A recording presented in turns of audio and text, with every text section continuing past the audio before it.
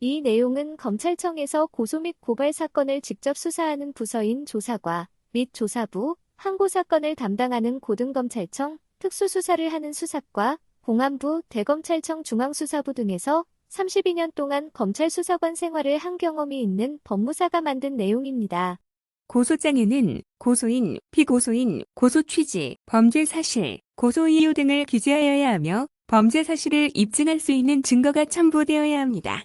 고소 취지는 죄명과 처벌을 요구하는 내용을 간단하게 기재하면 되며 범죄 사실이란 구성 요건에 해당하는 범죄자의 행위라고 할 수 있으며 고소 이유는 피고소인과의 관계, 범행 전후 상황, 각종 증거들의 범죄 사실과의 관계에 대한 설명 등 범죄 사실을 이해할 수 있도록 보완 설명하는 내용들을 기재하면 됩니다.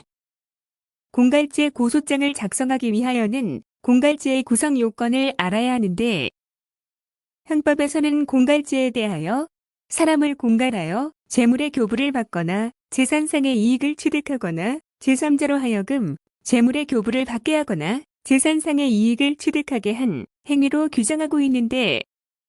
대법원은 공갈죄의 수단으로서의 협박은 사람의 의사결정의 자유를 제한하거나 의사실행의 자유를 방해할 정도로 겁을 먹게 할 만한 해악을 고지하는 것을 말하고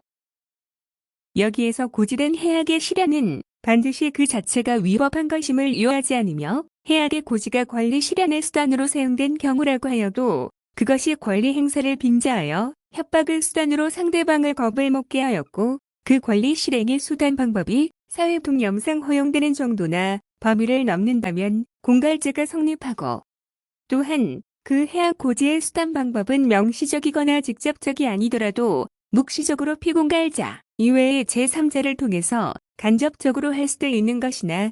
그것이 정당한 관리자에 의하여 권리 실행의 수단으로서 사용된 경우 행위의 주관적인 측면과 객관적인 측면을 종합적으로 판단하여 그 방법이 사회풍염상 허용되는 정도를 넘지 않는 한 공갈죄의 성립을 인정할 수는 없는 것이다.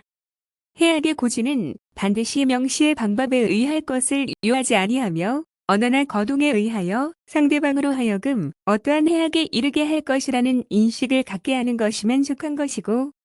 또한 직접적이 아니더라도 피공갈자 이외의 제3자를 통해서 간접적으로 할 수도 있으며 행위자가 그의 직업, 지위에 기하여 불법한 위세를 이용하여 재물의 교부를 요구하고 상대방으로 하여금 그 요구에 응하지 아니한 때에는 부당한 불이익을 초래할 위험이 있다는 위구심을 야기하게 하는 경우에도 해악의 고지가 된다.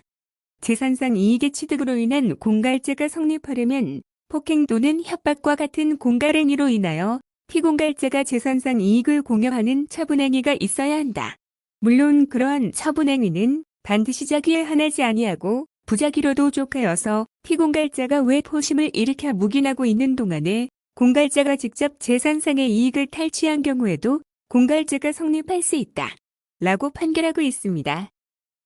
공갈죄의 고소장을 작성함에 있어서는 사람의 의사결정의 자유를 제한하거나 의사실행의 자유를 방해할 정도로 겁을 먹게 할 만한 해악의 고지 내지 폭행 행위에 대하여 육하원칙에 의하여 기재를 하여야 하고 그리고 이에 겁을 먹은 피공갈자의 재물교부나 재산상 이익을 공여하는 처분행위 등이 기재하여야 할 것이며